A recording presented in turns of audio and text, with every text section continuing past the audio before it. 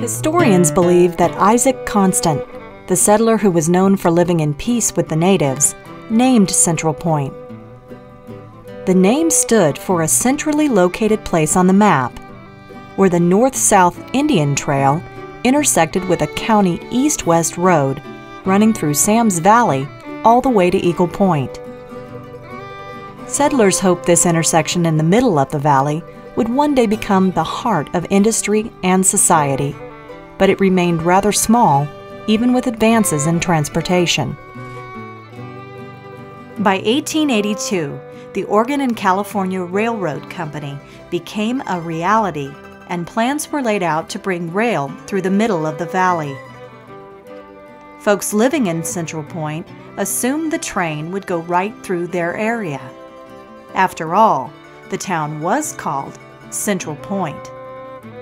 But alas, the tracks missed Central Point by a half-mile. So if the railroad didn't come to them, Central Point came to the railroad. Soon after it arrived, several key landowners arranged to survey, plat, and map the town to include this exciting new mode of transportation.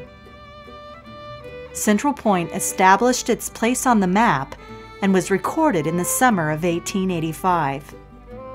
Central Point was officially incorporated in 1889, and a city was born. During the latter part of the 19th century and the early part of the 20th, the economic vitality of the valley was directly linked to what grew out of the ground. The local economy thrived on timber and agriculture. The plentiful supply of timber allowed for the construction of 22 new buildings in Central Point during 1886. In the years to come, the people of Central Point and surrounding areas grew more produce and milled more lumber than they could possibly use.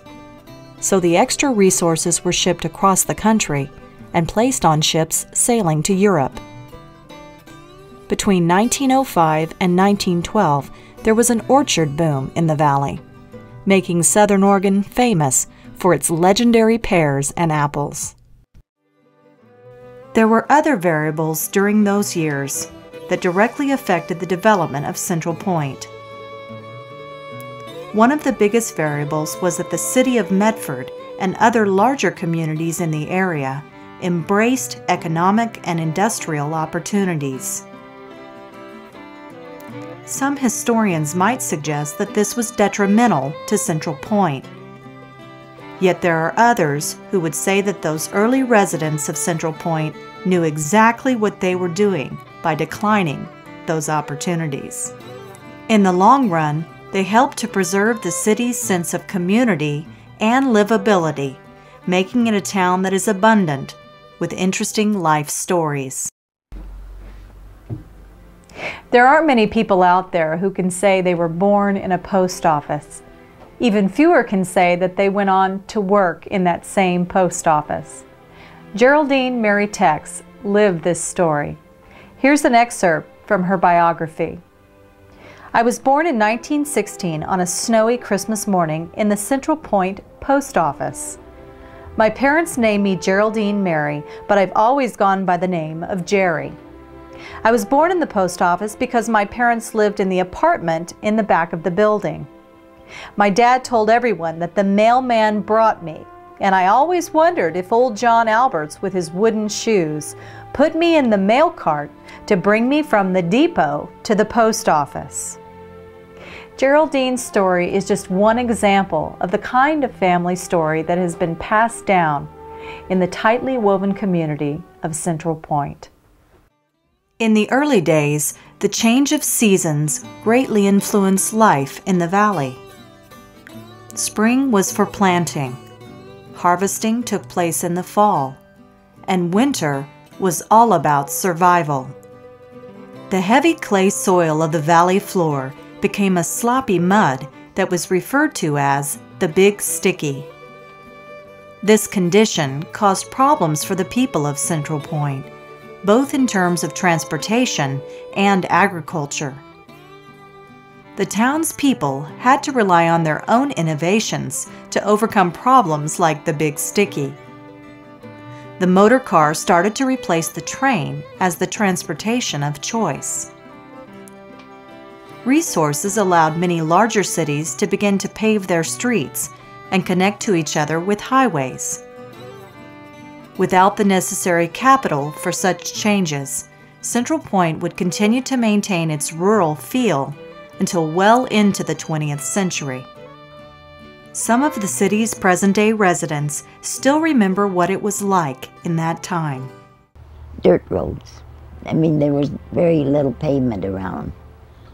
It was mostly dirt roads.